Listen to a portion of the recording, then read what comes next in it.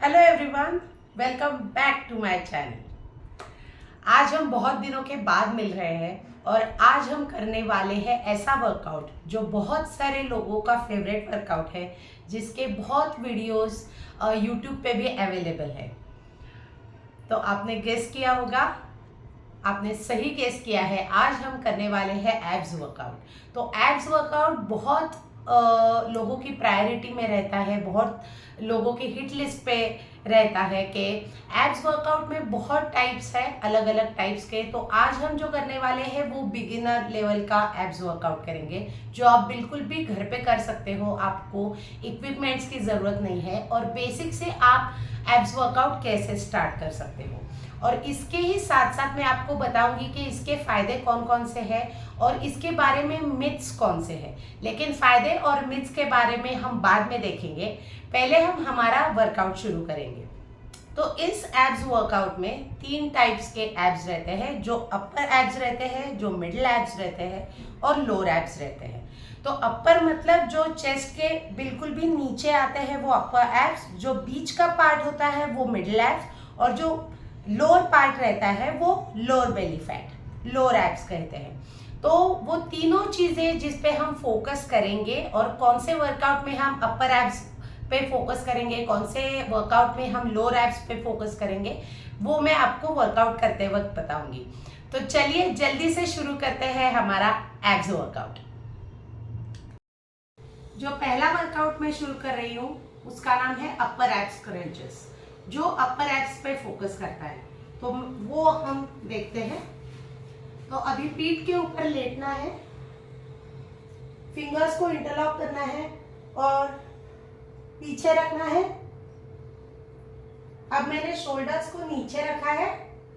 अब ब्रीदिंग करके lie down करना है और ब्रीद आउट करके आपको उठना है।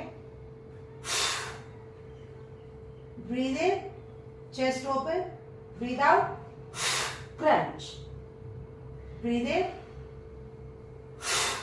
ब्रीद आउट, ब्रीद इन,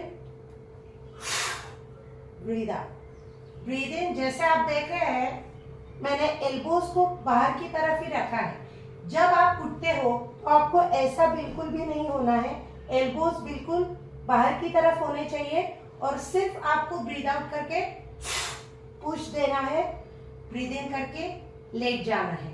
इसमें और भी आप कर सकते हो, ये बहुत ही बिगिनर लेवल का है। अभी तक अगर आपने बिल्कुल भी एब्स वर्कआउट नहीं किए हैं तो ये बहुत अच्छा है। इससे चेस्ट के बिल्कुल भी नीचे ये जो पार्ट है, जैसे मैंने आपको बताया कि अपर एब्स, तो यहाँ पे ये वर्क करता है। अगर आप एक स्टेप आगे जाना चाहते हो तो आप दोनों पैरों को ऐसे रख सकते हो। आपको आपके नीज और टोज बिल्कुल भी एक लाइन में होने चाहिए। फिर से फिंगर्स इंटरलॉक करने हैं, पीछे रखने हैं। अब शोल्डर्स भी मैंने नीचे रखे हैं और वही एक्शन करना है हमें। Breathe out, breathe in, lie down, breathe out, breathe in, breathe out, breathe इन। ये करते वक्त लोअर बॉडी बिल्कुल भी आपको मूव नहीं करनी है, बिल्कुल स्टेडी रखनी है। Breathe out, breathe in, breathe out, breathe in, breathe out और ब्रीद इन। तो ये जो है वर्कआउट, जैसे मैंने बताया कि ये सिर्फ अपर एब्स पे वर्क करता है। तो ये था पहला वर्कआउट, अपर एब्स क्रंचेस। अब दूसरा जो वर्कआउट है वो है लेग रेजेस। लेग रेजेस के लिए भी मैं आपको दोनों मॉडिफिकेशन दिखा सकती हूँ। पहले मॉडिफिकेशन में अगर आप नीज को स्ट्रेट नहीं कर सकते, नीज को लॉक नहीं कर सकते और आपके पैर, दोनों पैर बिल्कुल सीधे नहीं रख सकते हो, तो आप दोनों पैर को थोड़ा सा मोड़ कर भी ये वर्कआउट कर सकते हो। तो लेग रेजेस जो है वो मिडिल एंड लोअर एब्स पे फोकस करते हैं। अगर आपने अपने हिप्स भी उठाए तो वो अपर एब्स पे भी फोकस करते हैं। तो दोनों पैर एक साथ जोड़ने हैं, पीठ की तरफ लेटना है, पीठ के ऊपर लेटना है। अब आप दोनों हाथ आपके हिप्स के नीचे भी रख सकते हो और आप दोनों हाथ साइड में भी रख सकते हो। अगर आप हिप्स उठाने के लिए आपको तकलीफ हो रही है, आप हिप्स उठा नहीं पा रहे हो, तो आप दोनों हाथों को आपके हिप्स के नीचे रख सकते हो। तो फीट टुगेदर। मैंने शोल्डर्स को नीचे नहीं रखा है, अगर आपको शोल्डर्स को नीचे रखना है तो आप रख सकते हो, लेकिन आपको ज्यादा चैलेंजिंग चाहिए तो आप शोल्डर्स उठा के भी कर सकते हो। Breathe in, breathe out, slowly नीचे जाना है। Breathe in, breathe out, breathe in, breathe out, breathe इन। जैसे आप देख रहे हो मैं हिप्स को भी उठा रही हूं, लेकिन आप हिप्स नहीं उठा पा रहे हो तो ब्रीद इन करके breathe out, breathe in, breathe out. Knees आप थोड़ा बेंड कर सकते हो, ऐसे नीचे धीरे से जाना है। जब आप नीचे धीरे से जाते हो तब आपको पेट के ऊपर प्रेशर महसूस होता है। जैसे आप धीरे धीरे नीचे जाओगे वैसे आपको पेट पे, मिडिल पार्ट पे और लोअर साइड पे ज्यादा प्रेशर आएगा। पैर जब हम नीचे ढकेलते हैं तब लोअर साइड पे प्रेशर आता है। जब हम उसे ऊपर उठाते हैं और हिप्स भी ऊपर उठाते हैं तो प्रेशर अपर एब्स की तरफ चला जाता है। तो वो तीनों के लिए, पूरा एब्स के लिए बहुत अच्छा वर्कआउट है लेग रेजेस। जैसे आपने अभी देखा कि मॉडिफिकेशन के हिसाब से क्या बिगिनर भी ऐसा शुरुआत कर सकते हैं और थोड़ा इंटरमीडिएट लेवल के भी थोड़ा हिप्स उठा के भी ये एक्सरसाइज कर सकते हैं। रिपीटेशंस आपके ऊपर है, आपके स्ट्रेंथ के ऊपर है कि आपको कैसे करनी है। अगर आप सिर्फ 5 रिपीटेशन से भी शुरू करना चाहते हो, बिगिनर्स स्पेशली, तो कर सकते हैं। अगर आप प्रैक्टिस में हो तो आप कम से कम 15 to 20 रिपीटेशंस करने का ट्राई कीजिए, क्योंकि इससे क्या होता है, काफी प्रेशर महसूस होता है पेट के ऊपर। जितना ज्यादा प्रेशर क्रिएट होगा उतने ज्यादा ही फैट्स आपके पेट के ऊपर के रिलीज होंगे। तो अब तीसरा वर्कआउट देखते हैं जिसका नाम है बाइसिकल क्रंचेस। सो बाइसिकल क्रंचेस में बेसिकली इनसाइड की जो पार्ट है, इनसाइड मतलब इंटरनल ऑब्लिक्स जिसे बोलते हैं, वो वर्क होते हैं। जो आउटर ऑब्लिक्स है जिसे कहते हैं हम लव हैंडल्स, कि जो ये साइड के फैट्स है वो रिलीज करने के लिए उसे बोलते हैं आउटर ऑब्लिक्स के वर्कआउट। लेकिन ये जो है वो इंटरनल ऑब्लिक्स मतलब इनसाइड के जो ये मसल है इस पे वर्क करता है। तो चलिए देखते हैं बाइसिकल क्रंचेस। इसके लिए फिर से पीठ के ऊपर लेटना है। दोनों घुटनों को हमने मोड़ा है और घुटने और टोज हमारे बिल्कुल भी एक लाइन में है।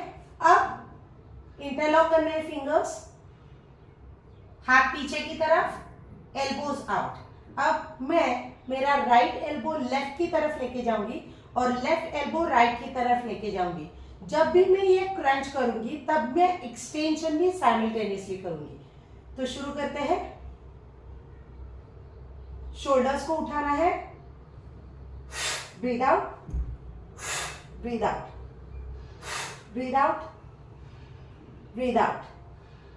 3 3 4 4 5 5 6 6 7 7 8 8।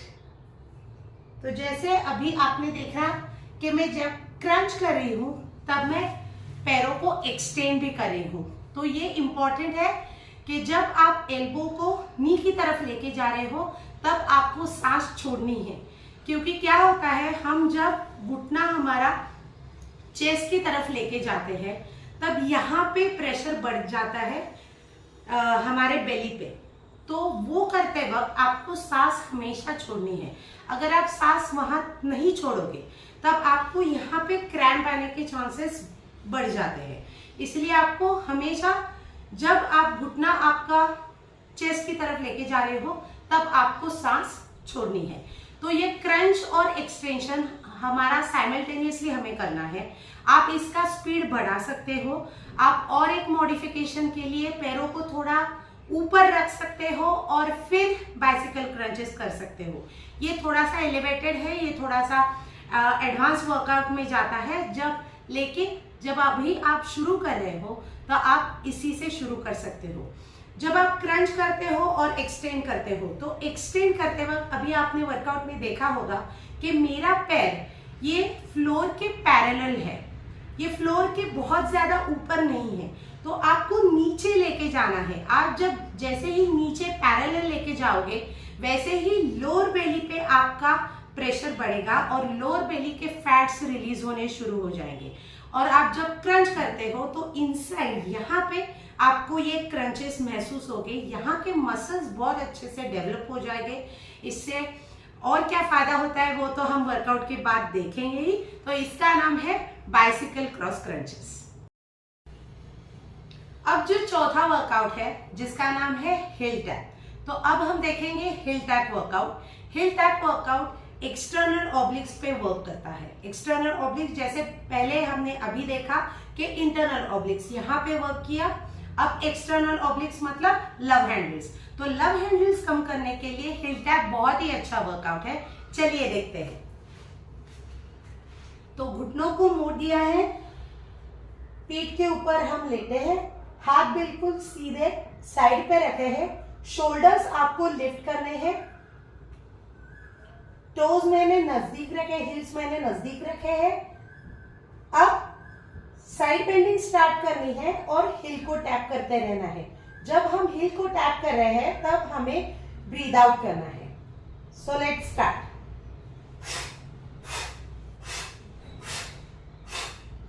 Keep breathing out and keep tapping your heels. 4, 5, 6, 7, 8, 9 और 10। तो जैसे आपने अभी देखा कि साइड बेंडिंग भी कर रही हूं और साथ में हील को भी टैप कर रही हूं। तो इसकी वजह से क्या होता है, आउटर साइड पे यहाँ पे लव हैंडल्स पे क्रंचेस महसूस होते हैं और यहाँ का फैट रिलीज होने के लिए बहुत अच्छी मदद होती है। अब मैं एक और आपको मॉडिफिकेशन बताती हूँ इसमें कि हम क्या करेंगे। पहले हम करेंगे नीज टैप, फिर हम करेंगे शिन टैप और फिर हम करेंगे हिल टैप। तो 1, 2, 3 ये एक रिपीटेशन में आएगा। ऐसे हम 5 रिपीटेशंस करते हैं। पोस्चर बिल्कुल भी सेम ही रखना है, शोल्डर्स को उठाना है। पहले हम यहां पे टैप करेंगे and keep breathing out. 1, 2, 3 again.